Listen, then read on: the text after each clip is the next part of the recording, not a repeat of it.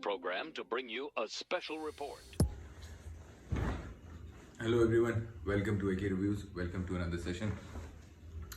तो भाई another day of football, another day of World Cup.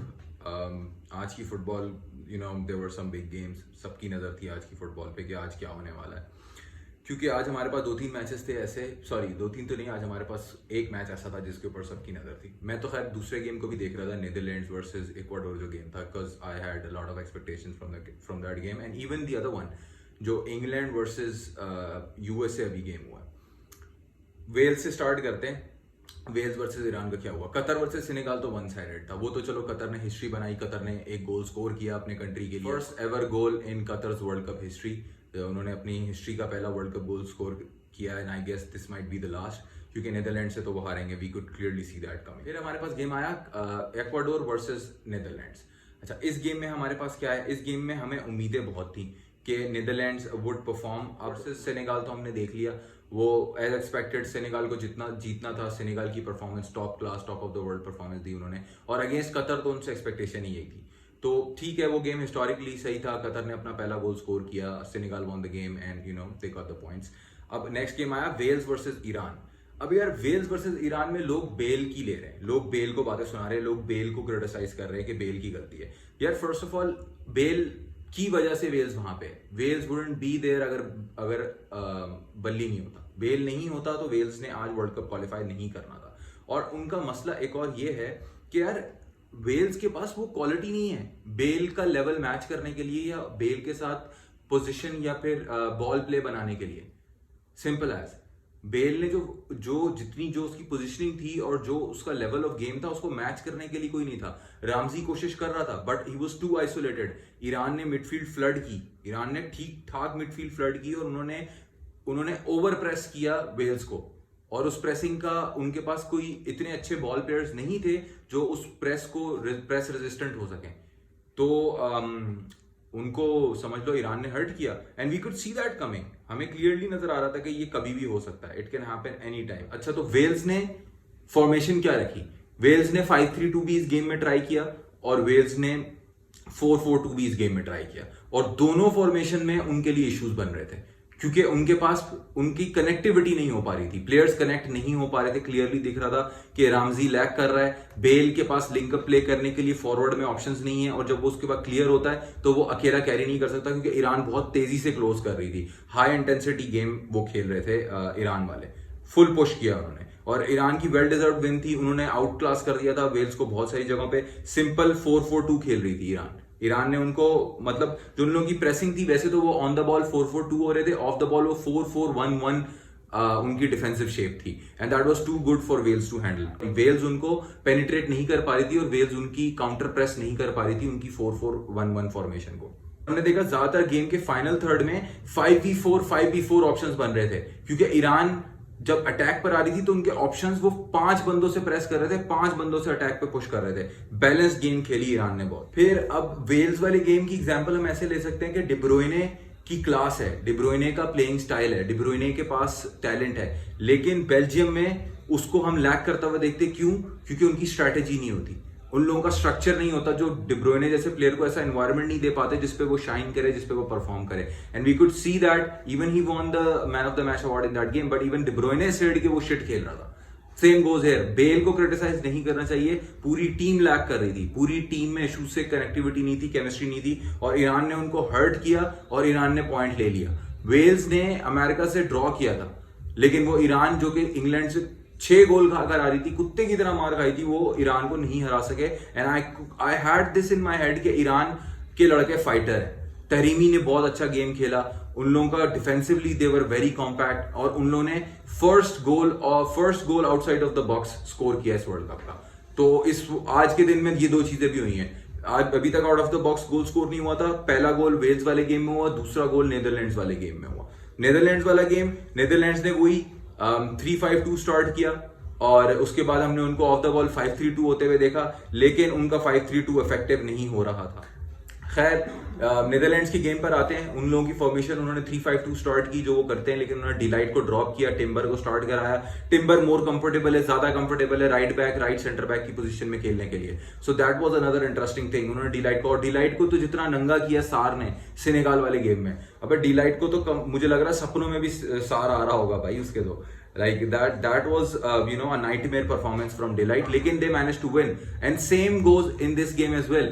They scored an early goal. Gakpo is a wonderful player. Gakpo is a real talent. Like he is a serious problem. वो stick करता है, वो drift wide नहीं करता, and he sticks to the game, he sticks to the position, he sticks to the plan, और ball लेके भी वो firm होता है, वो track back में भी अच्छा है, can attack and can score with both feet. Like he has a 5-star weak foot, left foot, right foot दोनों चलते हैं। दूसरा गोल स्कोर किया, मतलब उसने जो नीदरलैंड्स के लिए स्कोर किया वो that was the second out of the box goal scored in this world cup. तो ये चीज थी कि उन्होंने इंडिविजुअल ब्रिलियंस की बेस पे नीदरलैंड्स ने स्कोर किया, क्योंकि एक्वाडोर के पास जो इंटेंसिटी है, वो साउथ अमेरिकन बॉयज जिस तरीके से वो प्रेस करते हैं, जिस तरीके से वो पुश करते हैं। हमने उनका गेम देखा ब्राजील के अगेंस्ट ड्यूरिंग कोपा अमेरिका, हमने उनको देखा अर्जेंटीना के अगेंस्ट खेलते हुए भी। ऑल्दो मेसी ने फ्री किक मारी, मेसी ने अच्छा गेम खेला, लेकिन they are a high pressing team and they mean business. Enner Valencia क्या खतरनाक गेम खेला उसने यार। He has scored I guess 6 goals for his country, 6 consecutive. मतलब पिछले 6 गोल एक्वाडोर के लिए सिर्फ वालेंसिया नहीं मारे, and he is not even fit. वो कतर वाले गेम में भी लंगड़ाता हुआ गया था, और फिर आया इस गेम में, फिर उसने गोल स्कोर किया, फिर लंगड़ाता हुआ गया। So Ecuador is putting a fight to be honest. अच्छा, और फिर आई थॉट के Van Gaal was surprised when he actually saw Ecuador playing with the back three, क्योंकि वो शायद इस मेंटालिटी से, और उसका सिस्टम जो है, जिस सिस्टम से वो 3-4-1-2 शेप करते हैं, तो it's good to press against 4 at the back but not 3 at the back. तो वो इस चीज को रियलाइज करने में उसको बहुत टाइम लगा। और डेली ब्लिन वो थोड़ा स्टैटिक प्लेयर है, वो कंजर्वेटिव खेल रहा था, and that was a problem. Dumfries यार, Dumfries has good ball playing ability, he has good take on ability, but वो जब डिफेंसिवली उसको देखा जाता है ना, उसको वैलेंसिया नंगा कर रहा था। Dumfries is a problem in defence, मतलब he is a good defender. वो साइज, एजिलिटी और उसकी एथलेटिज्म की वजह से अक्सर ट्रैक बैक करते हुए टेक ऑन्स में मैंने उसको कटते हुए देखा, और बहुत खतरनाक जगहों पे कटते हुए देखा है। खैर, फिर वैन गाल को थोड़े टाइम में रियलाइज हुआ, वैन गाल ने देखा कि नहीं चल रही, उसने 4-1-5 में स्विच किया, और वो कुछ बेहतर हमें इफेक्टिव नजर आया, क्योंकि वो बॉल कंट्रोल कर रहे थे। देखो आजकल की गेम में it's all about aggression and intensity. अगर आपकी एग्रेशन नहीं है, आपकी इंटेंसिटी नहीं है, then you will be hurt and you will lose the rhythm of the game.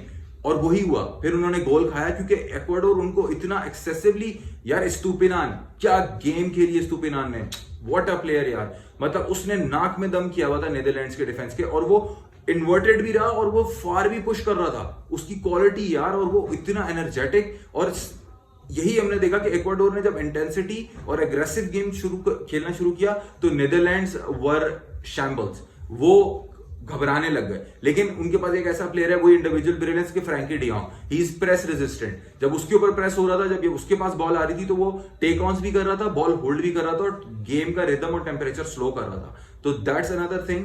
Game draw हुआ है। अब इस ग्रुप के अंदर चीजें थोड़ी सी संगीन हो गई हैं। I feel like Netherlands qualify करेगी, और एक्वाडोर भी कर सकती है, क्योंकि एक्वाडोर शायद सेनेगाल से ड्रॉ भी करेगी तो क्वालिफाई कर जाएगी, और नीदरलैंड्स तो कतर को हरा ही रही है। तो सेनेगाल एक्वाडोर का गेम मुश्किल हो गया।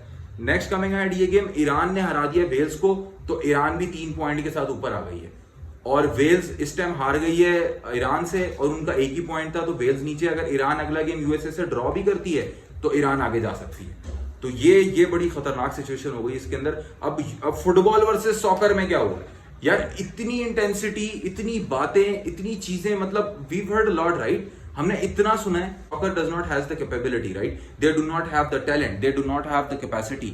लेकिन ये अभी आज के गेम में देख के लगा प्रीमियर लीग के लड़के को डोमिनेट कर रहे हैं यार। गेम का रिदम डिक्टेट कर रही थी USA played a wonderful game.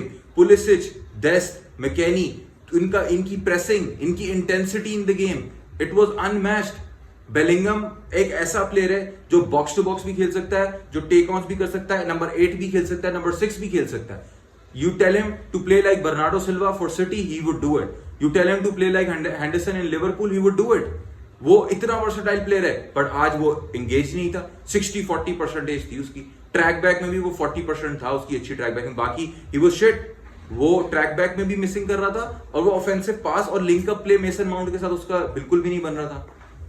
Jack ग्रिलिश जैसा प्लेयर इनको आज के गेम में स्टार्ट करना चाहिए था, जो बॉल होल्ड कर सकता है। I did not expect USA to lead and to control the rhythm of this game.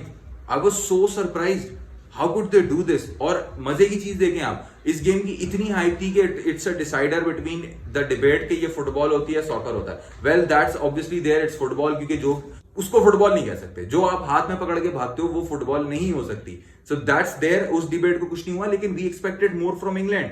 England ने ड्रॉ कर लिया and USA literally dominated the game. We like I was surprised, I am really surprised यार, like how could this happen. और positional play के लिहाज से England were good, they were decent, but अपनी intensity, that's what I say, intensity and aggression that makes the game. Quality है नहीं है, quality के ऊपर आप चांस पे हो सकते हो। Saudia does not have quality, but they had the aggression and intensity against Argentina, and same goes here. USA got the result.